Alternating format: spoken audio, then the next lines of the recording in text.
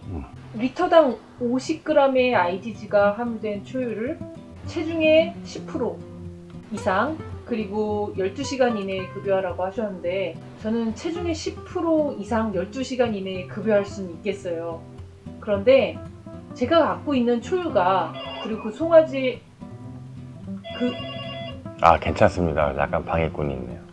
우리 팩스기가 가끔씩 작동을 하는데, 이 팩스가 이게 주로 이제 돈 빌려 쓰라는 얘기입니다. 제게 빚이 많은 걸 어떻게 알아갖고 돈 빌려 쓰라고 하는지 참 알 수가 없습니다.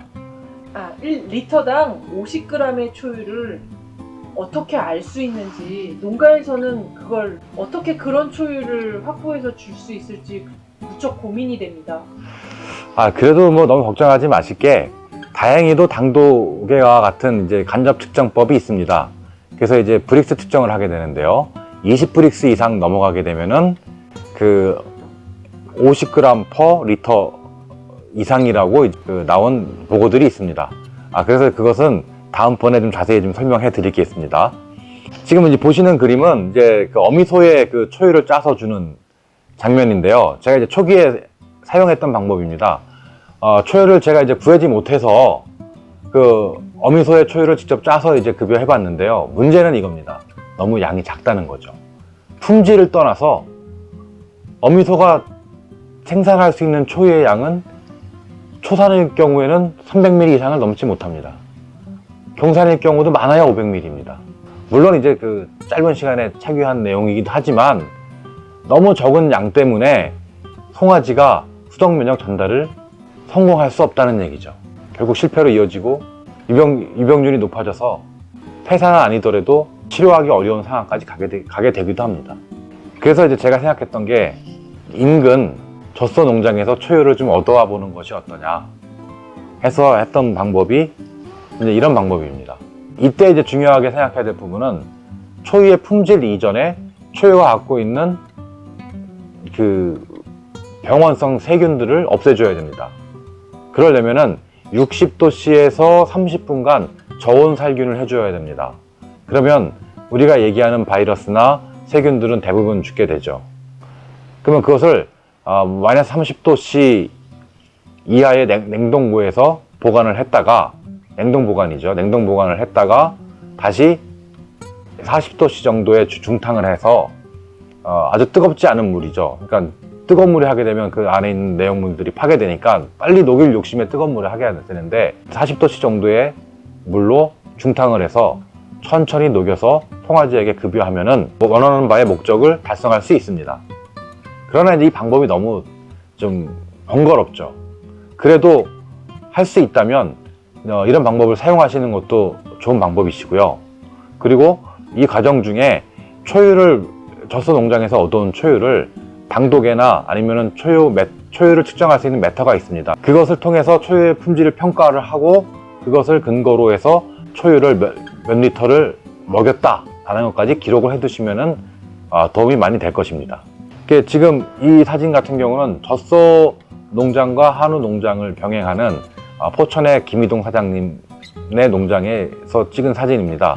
본인이 이제 착유를 하기 때문에 지금 이런 그 좋은 환경을 만들 수 있고 바로 이제 그 젖소에서 얻은 초유를 한우에게 이제 급여하는 그런 형태로 하실 수 있습니다. 그러니까 이게 이제 가장 그 이상적이긴 하지만 그렇지 못하다면은 다른 농장에서 얻어오는 방법도 연구해 보시길 바랍니다. 그러나 이제 이것도 저것도 없다. 그럼 어떻게 해야 되냐? 마지막 방법이죠. 돈을 들여야죠. 사오는 방법인데 제가 쓰는 제품은 이제 여기서 이제 오른쪽 끝에 있는 헤드스타트라는 제품이죠. 분말 225g 중에 60g의 IgG를 보장하는 제품입니다. 이거는 이제 그 캐나다 제품인데요. 그 캐나다 전역에서 초유를 수거해서 이제 거기서 이뮤노글로불린을 어떻게 뭐 농축했는지 모르겠지만 60g 이상, 한 봉지에 60g 이상 들어있게 만들어준 거죠. 그러면 이거를 3개 정도 먹이면 180g의 이뮤노글로불린을 섭취할 수 있게 만들어 놓은 제품입니다. 제가 생각하는 이제 그 초유는 이뮤노글로불린, IgG가 얼마만큼 들어있냐, 그걸 얼마만큼 보장해 주냐가 가장 큰 핵심이라고 할 수 있겠습니다. 어떻게 이제 초유를 구할 것인가에 대한 설명을 했었고요. 그럼 초유를 어떻게 줄 것인가에 대한 고민을 해볼 필요가 있죠. 좌측에 있는 사진은 송아지가 스스로 초유를 빨지 못할 경우 강제 급유하는 방식이고요. 오른쪽 사진은 김나연 박사가 직접 송아지에게 이제 초유를 포유하는 장면입니다. 이 송아지는 이제 스스로 태어난 지 얼마 안 된 시간에서 스스로 이제 자기가 빠는 것을 이제 보여주는데요. 이때도 2리터 이상, 3리터 가까이의 그 초유를 빨 수 있는 능력을 갖고 있습니다, 송아지들이. 그래서 반드시 이렇게 이제 스스로 빨릴 수 있는 경우에는 빨리게 해주고요. 그리고 강제 급유할 경우에는 왼쪽과 같이 하는데, 왼쪽에 그 사진을 제가 올려놓은 이유는 초유로부터 이제 그 호스가 이제 보시면 되게 부드럽게 이제 표현이 되어 있는데, 그 부드러운 게 이제 문제가 돼서 이제 올려놓은 겁니다. 이렇게 하면 안 된다는 거를 좀 알려드리고 싶은데, 너무 부드럽다 보면은 식도가 아닌 기도로 들어갈 수 있어서 결국에는 이제 그 송아지가 죽게 되는데요. 이제 그런 것들을 방지하기 위해서는 제가 이제 다음 사진을 보여드리겠습니다. 지금 이제 제가 이제 송아지에게 초유를 주기 전에 이제 포즈를 취하고 있는 사진인데요. 이제 빨간색, 제 오른손에는 그 강제 급유기를 들고 있고요. 왼손에는 송아지를 잡고 있죠, 갓난 송아지를. 근데 이제 그 오른손에 들고 있는 그 엄지손가락 있는 부분에 그 빨간색 바가 이제 처음부터 끝까지 다 들어가야 됩니다. 입을 경구투여 했을 때요. 그러면 이게 이제 부드럽지 않고 딱딱하기 때문에 절대 기도로 넘어갈 수는 없고요. 이제 식도로 바로 들어가게 되죠. 그래서 위 근처까지 가게 돼서 강제로 급유해도 전혀 문제가 없습니다.